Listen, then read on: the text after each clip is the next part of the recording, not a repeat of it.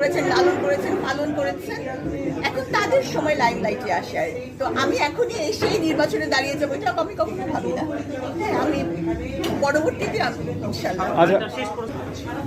আসলে এত বড় একজন মানুষকে নিয়ে এত ছোট ধরনের কথা যিনি বলবেন, তিনি অবশ্যই মানে তার নজির তো আপনারা দেখেছেনই, তার সাথে কি ঘটেছে।